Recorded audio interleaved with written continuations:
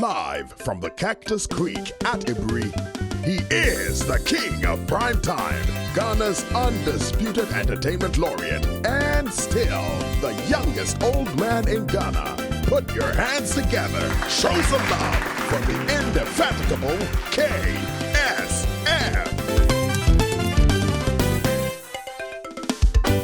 The KSM Show. Thank you very, very much. Thank you very, very much. And Manasseh, thank you very much for joining us after having launched this book, The President Ghana Never Got. And I'm telling you, the book is now available. EPP Books you can get, and Joy FM. sorry, Joy FM. Kingdom Books at Legon, yes, and other platforms. Other platforms, yeah. It's also on Amazon. And Amazon. Okay, okay. Just for information. And that's the last time we were talking. You used the. We didn't use the word tape capture, but your fear was that it was happening, and that certain institutions of state have been compromised. You talked about how in the military there used to be some kind of meritocracy, but never in the history of the military have they seen such politicization which worried you. And all of this you have written about in this book. Yes.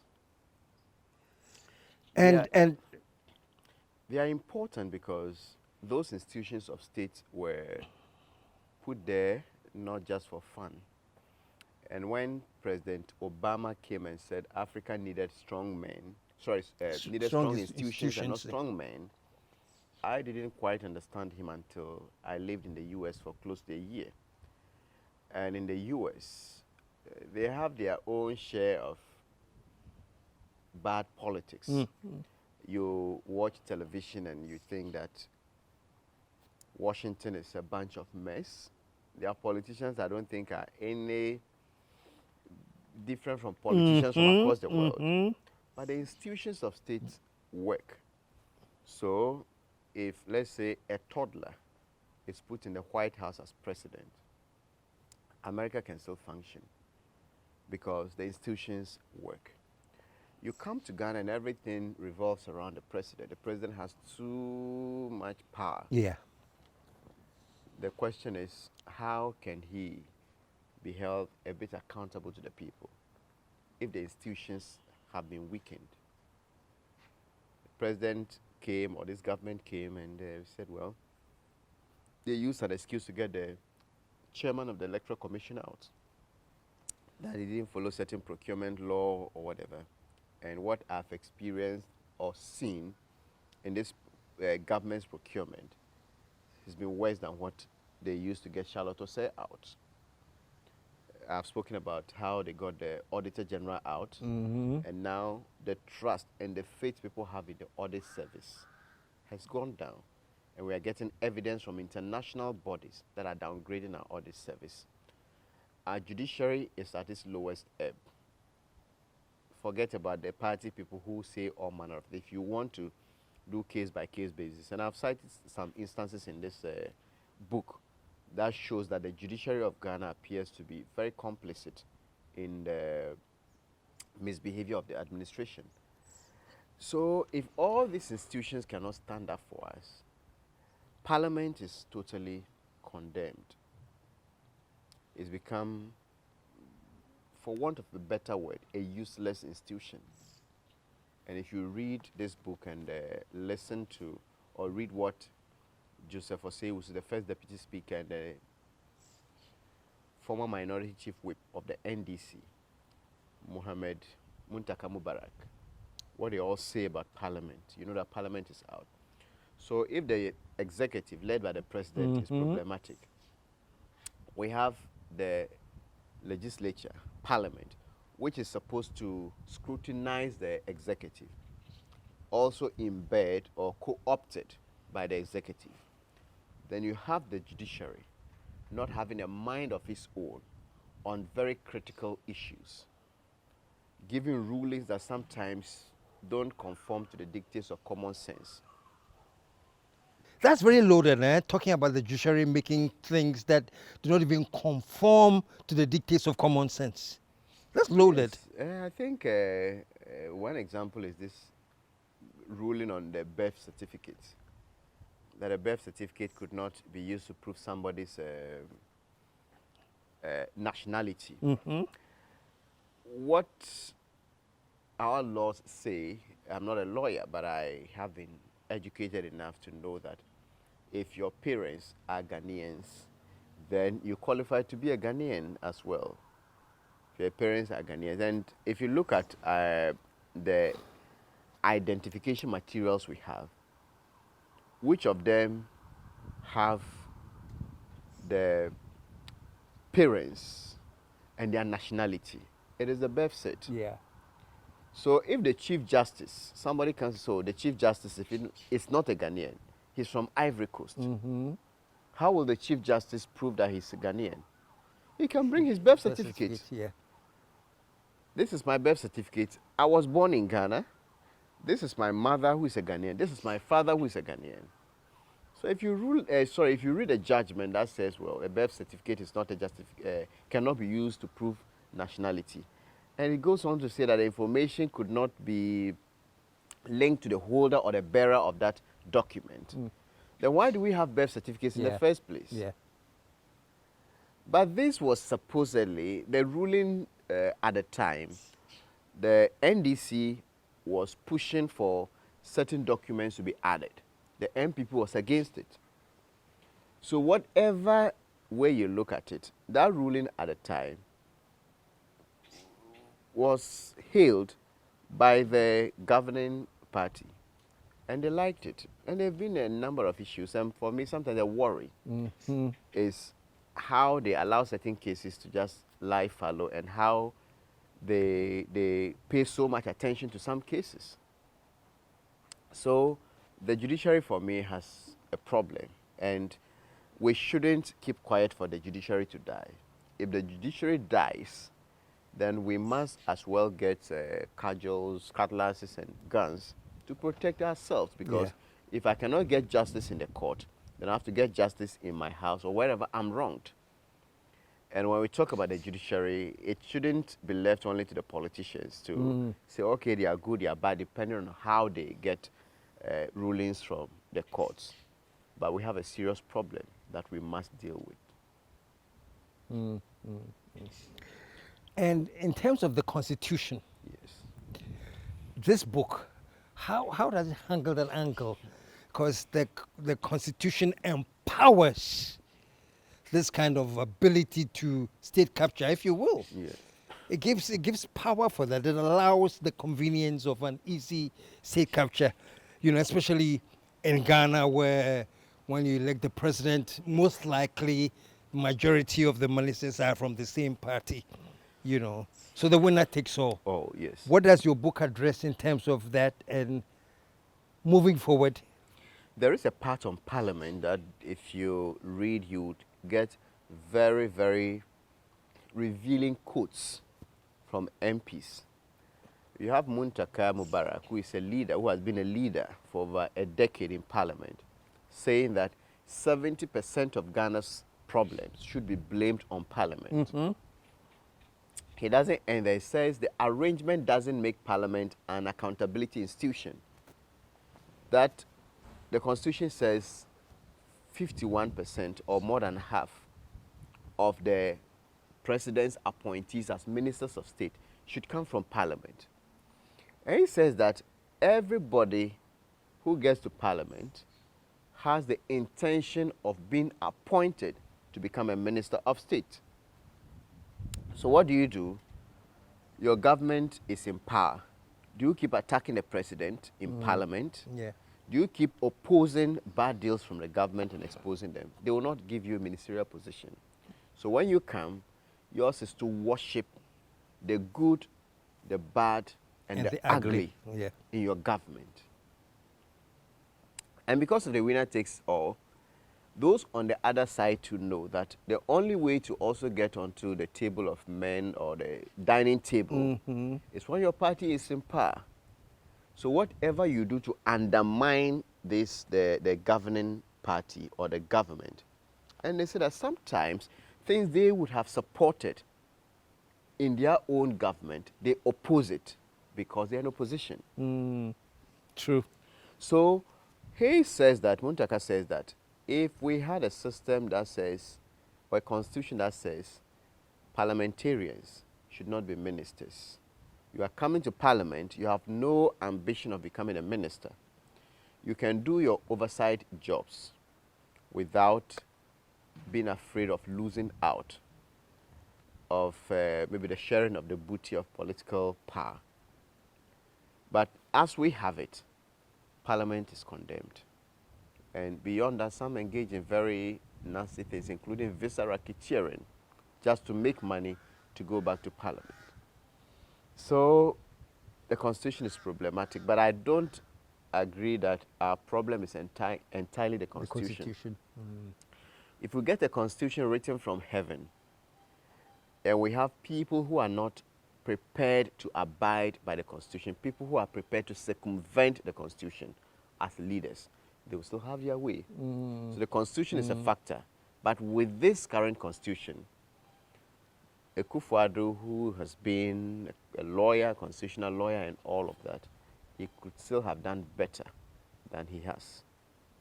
Because there are certain laws that they are not prepared to just, the procurement law, they found ways of making rank nonsense of that law. They do things that are so obscene despite the law. So the Constitution is a problem, but we also have lack of leadership or conscionable leadership being a major problem of this country. So in researching to come up with this book, Yes. I mean, it covers so much. Yes. Folks, you've got to get yourself a copy of this book to read for yourself. And what will amaze you is the detail and the extent of the coverage. How many drafts did you go through, and how did you arrive at this? What did you keep going and said, I have to change this part, I have to include this part, I have to take this part out? What was the process to come up with this finally? I think this was a bit easier because in the Mahama era, I did the Mahama era book, the 4th John. That was the first. So I seemed to have an idea of what I wanted to do. But it was also challenging because I didn't want to produce a replica of that book and then just change the information. So I decided to, I think that one was in 4 parts, but this is 7 parts. I read so much, and sometimes there were certain things that came up at the very last minute. One good thing about this book is it gives you the history of Ghana's politics from even before the first political party was formed. Because somebody mentioned that Akufo-Addo's political mentor was J.B. Dankwa, his maternal grand uncle. Out of the big 6, 3 of them are Akufo-Addo's relatives. When the 1948 riots happened and the Watson Commission of Inquiry was set up to investigate the issues leading to the riots, of all the people that were invited to the public hearing, only one was a woman. And that woman was President Akufo-Addo's mother. There's a reason for that. So this is a president who is rooted in the history of Ghana. So to be able to understand him, I wanted to take a step back to trace how it happened. And I got very revealing information about Dankwa and Dr. Kwame Nkrumah. Interestingly, the book was released at a time when there was a fight between the Nkrumahs and the Dankwa Buzia traditionalists about who is the founder or founders of this country. And I think that is not a very useful debate because generally every country has people who have fought hard to make it happen. Nkrumah was invited by the likes of J.B. Dankwa, and I am an Nkrumahist. I wouldn't for one, support those who try always to bring Nkrumah down. But I think there's also a place, there should be space for us to celebrate the likes of Dankwa because they did so much for this country.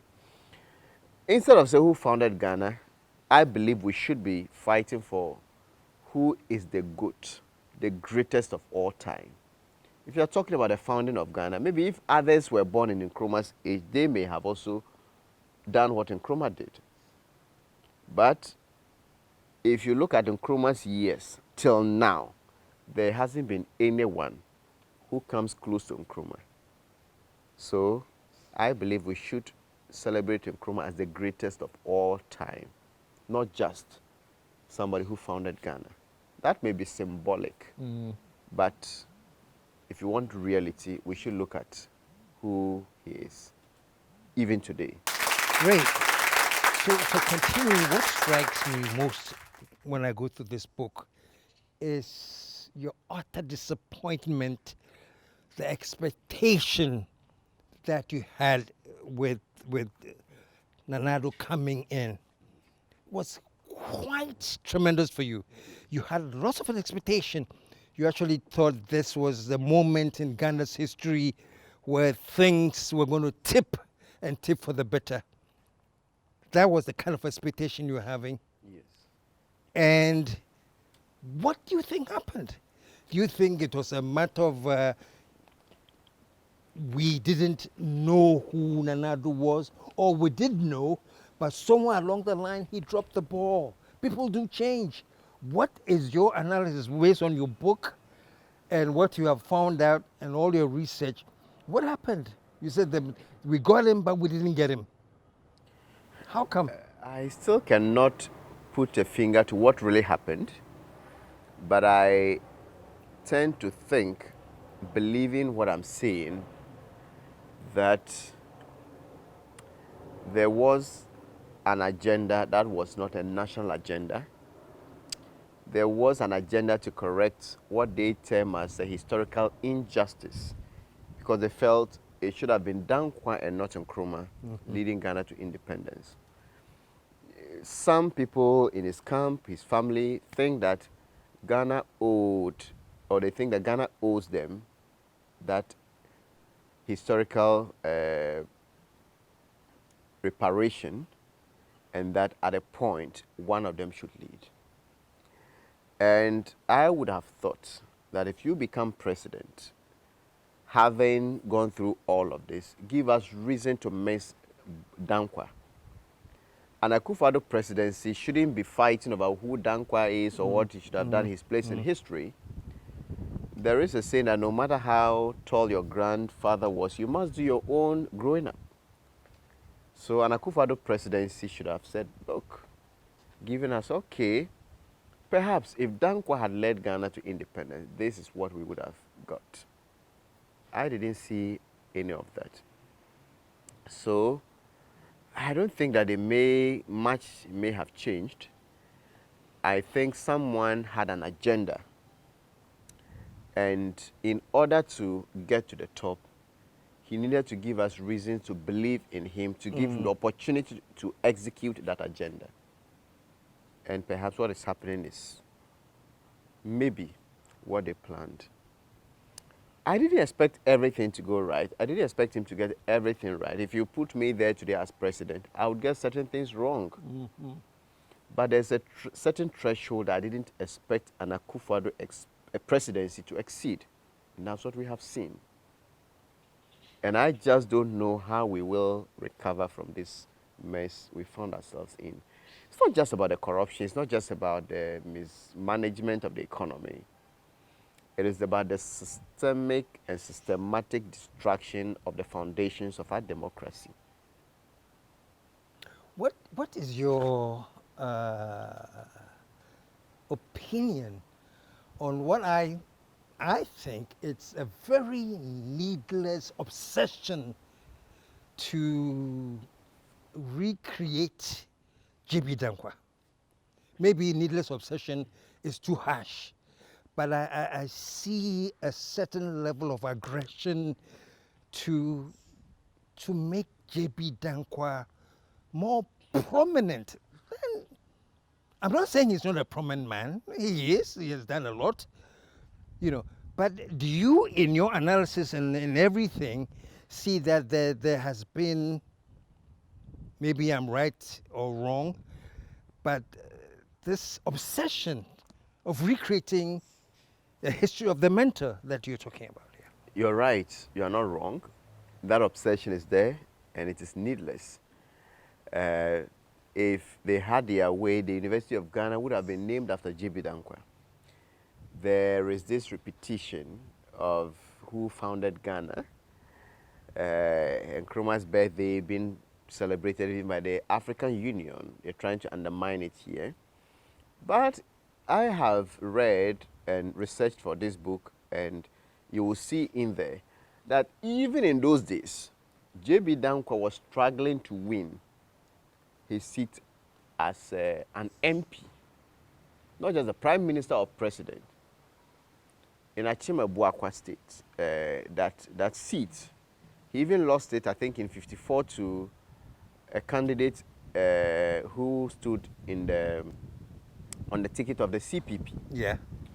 And the UGCC split into 3 different parties. One of them was led by the Jacob Biche-Bilamte's father, Emmanuel Biche-Bilamte also, who contested in Nkrumah in the Accra Central seat and lost. Buzia was also struggling to even win seats as a member of parliament. So in terms of political class, these people came nowhere near Nkrumah, even in those days.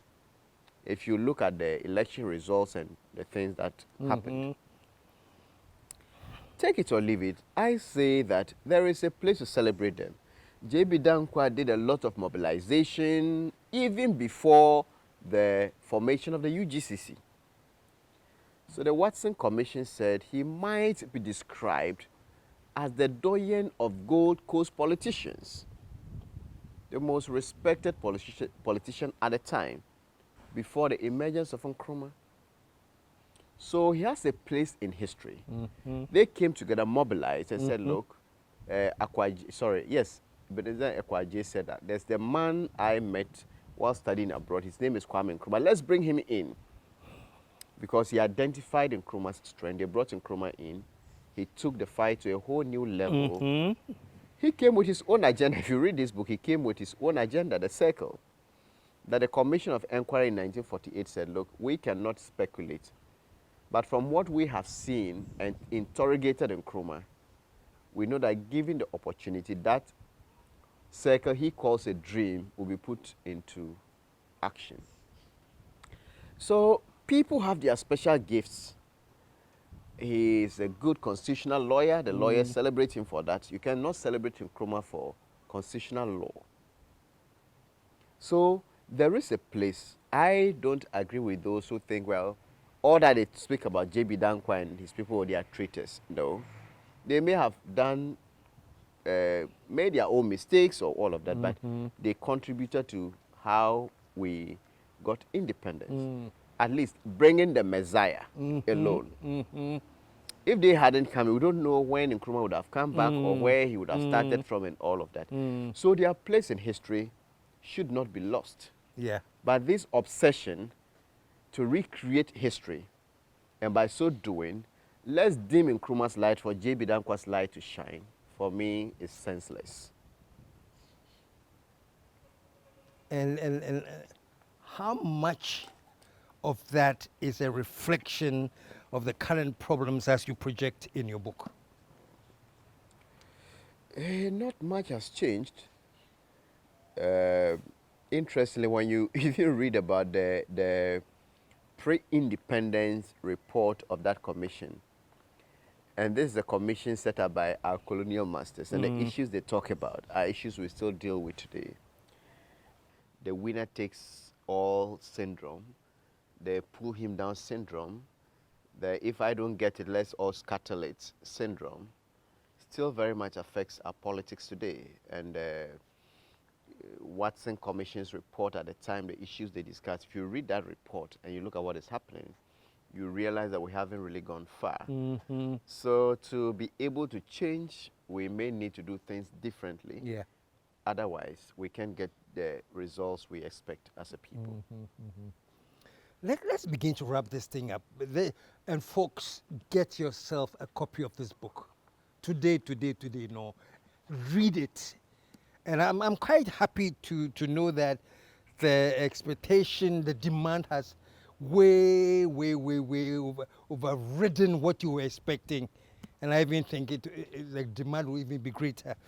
Because this is a book that you've sat down thoroughly to think about. Of course, as time goes on, we're going to get the characters will come and also sit down and thoroughly say that everything must be rubbish. That is expected. But let me move from there a bit. Back to you, back to what you're doing now. Is it called the Fourth Estate? Your Yes, that is what I set up for the media. It's for the Media Foundation for the West Media Africa. Foundation, yeah. They wanted to set up an investigative journalism project to do independent journalism. There are non-profit newsrooms from across the world, and what they do is to get journalists who are not doing commercial journalism. They get funding from foundations, charity groups to do accountability reporting.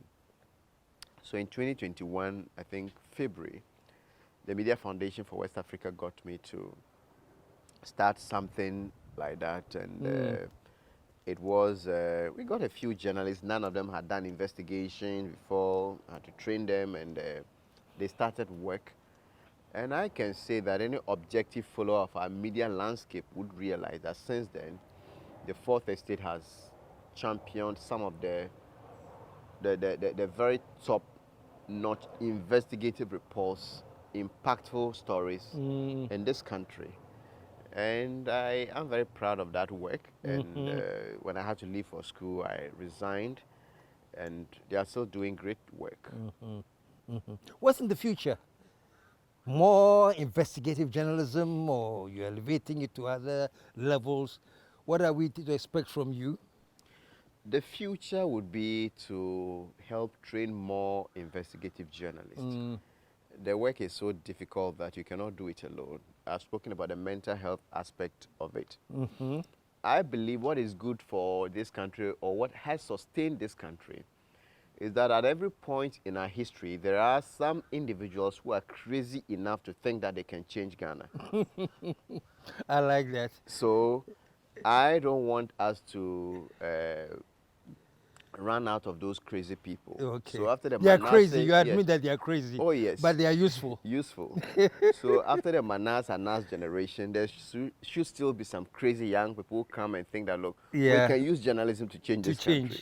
And when they are going, there should be a replacement. More crazy people coming. So the long-term goal is to create many of those people, generations of such crazy The people. tradition should continue. To inspire them. Yeah. And I would be dedicating more time to help nurture and train such people. And dedicate more time to writing, because I believe that we are fighting on Nkrumah was greater than Kwa, because not much in that era has been documented in terms of books. If tomorrow somebody should come and say, well, Mahama did this, Akufo-Addo did this. There's a book titled The Fourth John about the Mahama era. There's another titled The President We Never Got. Oh, the man was a champion of press freedom. That's what he was noted for. If you take this book, that myth will be totally erased, because there's evidence of how he fared in that era when he became president. So we have to begin to write, and it shouldn't only be a Manasseh book. This is my perspective. Okay. There may be people who have different perspectives. Different perspectives. And we welcome all of that, so that Yeah. when people read, they're able to form Their own opinions. Yes, so I will be going into that more. And not only this, but I have a strong passion for fiction. And I think journalism has given me the raw materials Okay. to begin to write So fiction. you like to move into fiction? Fiction. Totally creative. Yes, novels Based- and all of that. I'm so passionate about it. I have about Okay. 3 novel ideas sitting in this small head, Okay. hoping to learn more about writing novels and Okay. begin to put them out, because non-fiction has its own demands and techniques. Novels and fiction also has its own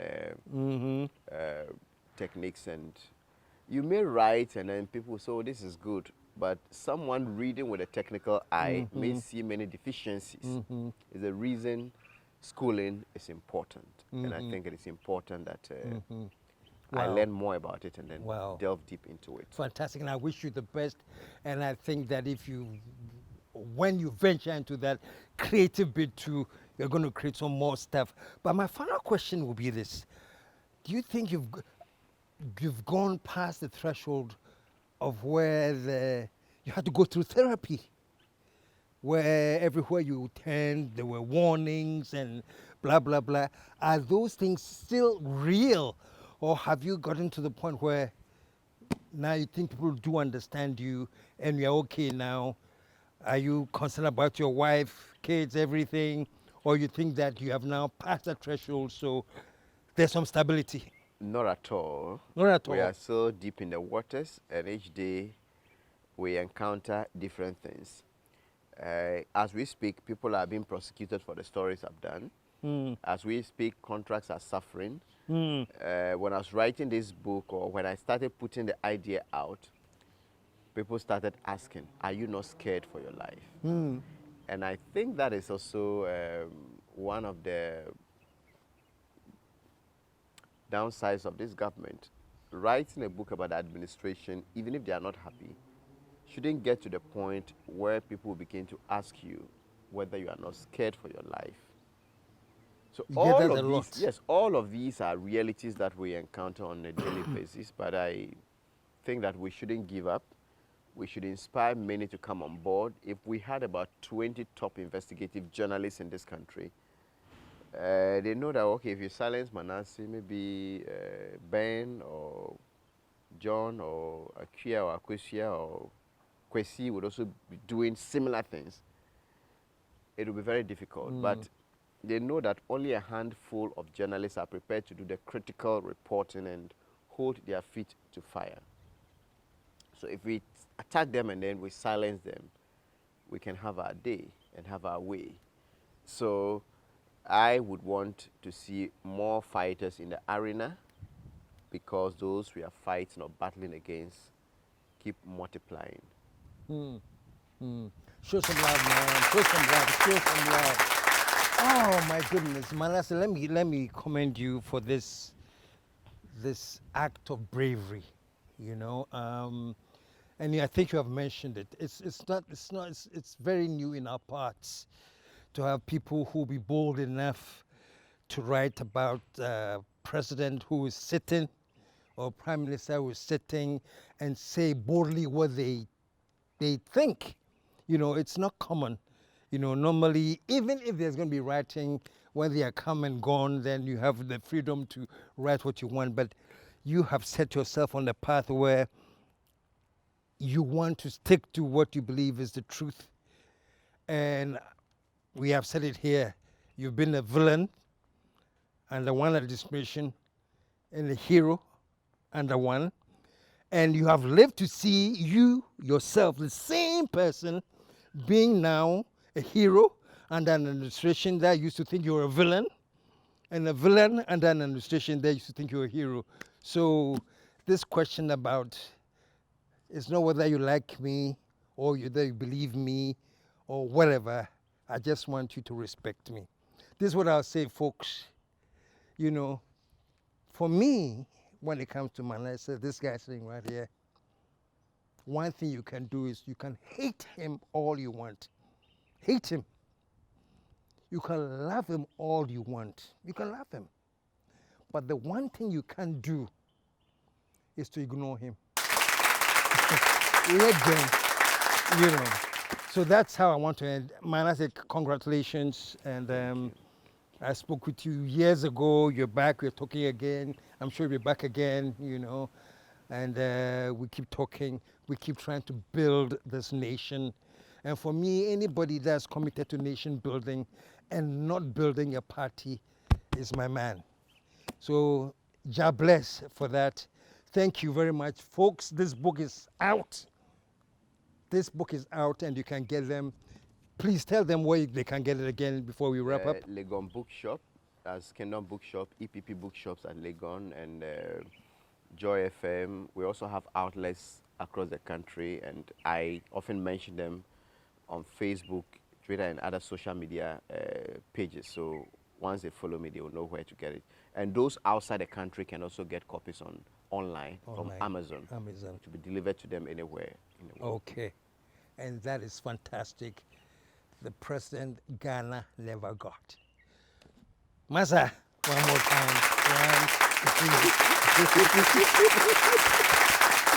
Folks, after we come back again, KSM signing off as I always do. Ever since he was a small boy at Ketikrache, not only watching his TV, he was speaking through and watching somebody's TV, but I have signed off the same way. And can you sign off? Do you remember how I signed off? We are out of